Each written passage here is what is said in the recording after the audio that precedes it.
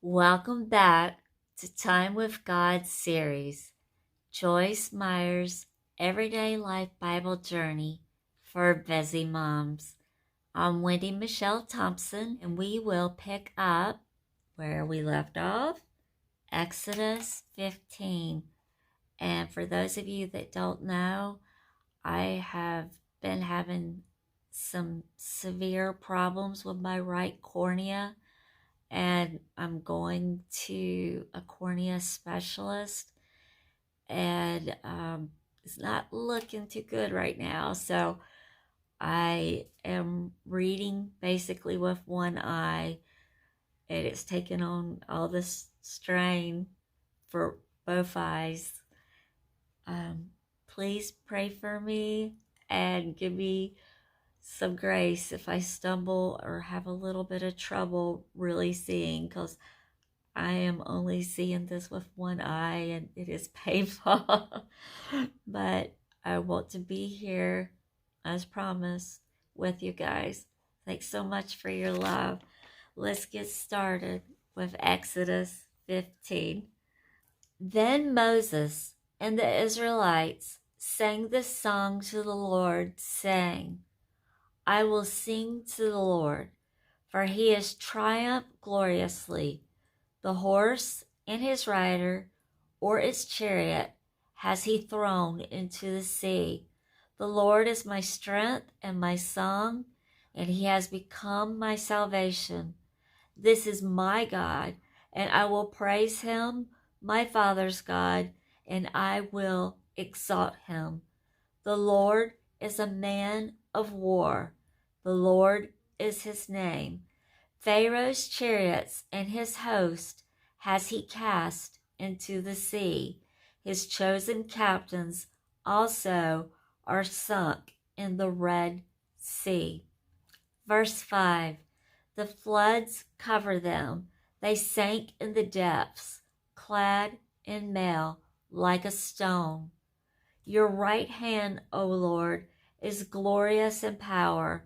Your right hand, O Lord, shatters the enemy. In the greatness of your majesty, you overthrow those rising against you. You send forth your fury. It consumes them like stubble.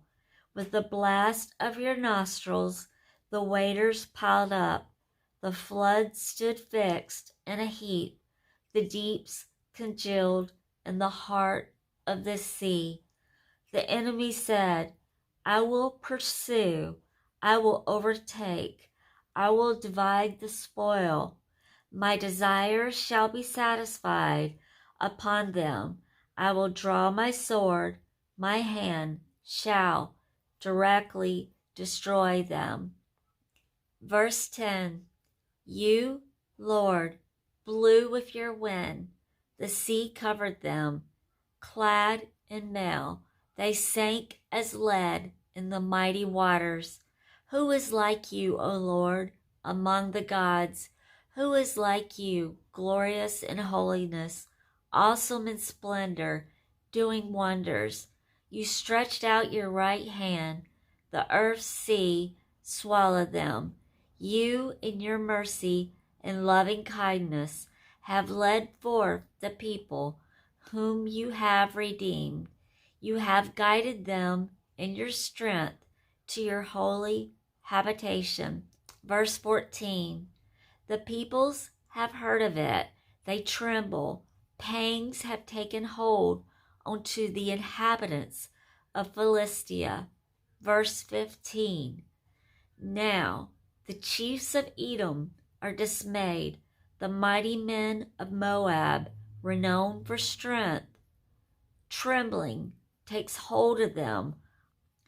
All the inhabitants of Canaan have melted away, little by little. Terror and dread fall upon them. Because of the greatness of your arm, they are as still as a stone, till your people pass by and over into Canaan. O Lord, till the people pass by whom you have purchased. You will bring them into the land and plant them on your own mountain, the place, O Lord, you have made for your dwelling, the sanctuary, O Lord, which your hands have established. The Lord will reign forever and ever. For the horses of Pharaoh went with his chariots and horsemen into the sea, and the Lord brought back the waters of the sea upon them.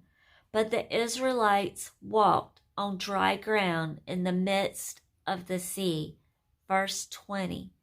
Then Miriam the prophetess, the sister of Aaron, took a timbrel in her hand, and all the women went out after her with timbrels and dancing.